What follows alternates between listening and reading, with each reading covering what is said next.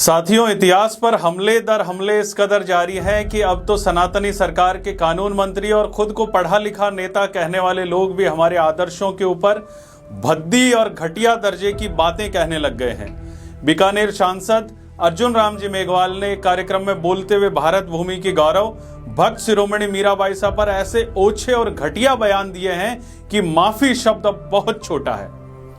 माननीय सांसद ने मीराबाई साहब पर गलत जानकारी तो दी ही, साथ ही हमारी परंपराओं पर एक ऐसा प्रश्न चिन्ह लगा दिया जिसका कोई आधार नहीं है। मंत्री जी मतदाताओं को लुभाने के लिए और राजनीतिक एजेंडों की पूर्ति के लिए चाहे जैसा भाषण दें, लेकिन भगवान के लिए इतिहास के साथ कम से कम खिलवाड़ नहीं करें।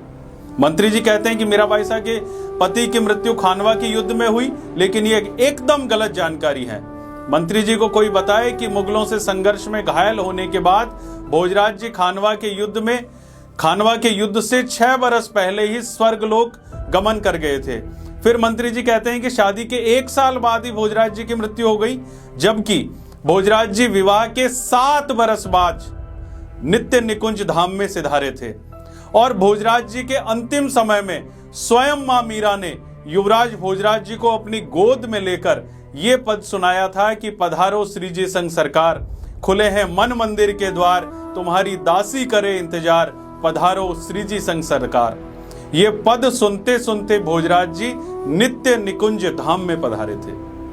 लेकिन अगले बयान में तो मंत्री जी ने निर्लज्जता की सारी हदें पार करते हुए यह कह दिया कि भोजराज जी के निधन के बाद उनका देवर राणा उनसे विवाह करना चाहता था, इसलिए उन्होंने मीराबाई साहब को परेशान किया। सुनिए मंत्री जी का ये बयान। इस संबंध में एक सुनाना चाहता हूं।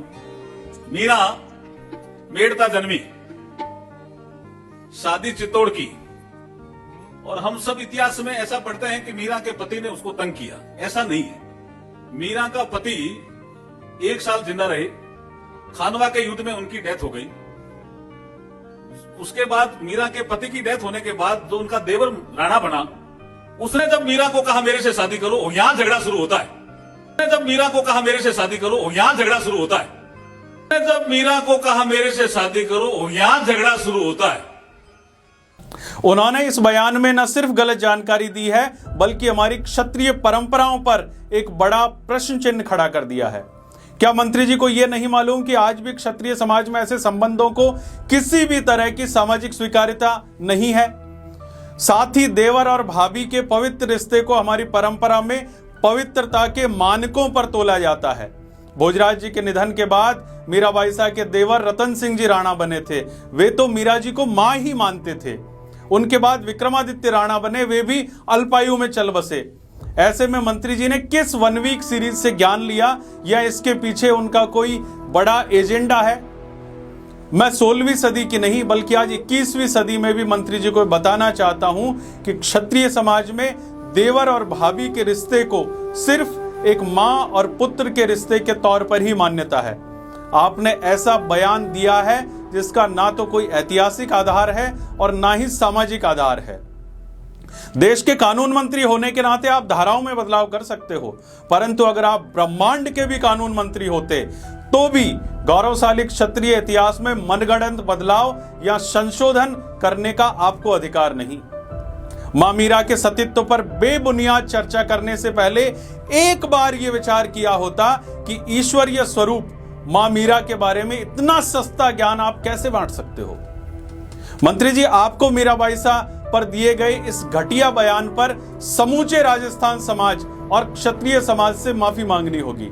और न सिर्फ माफी मांगनी होगी, बल्कि मीराबाई साहब के मेड़ता स्थित मंदिर में जाकर उनकी देहली पर अपनी नाक रगड़कर दंडवत होकर गलती का पश्चाताप करना पड़ेगा।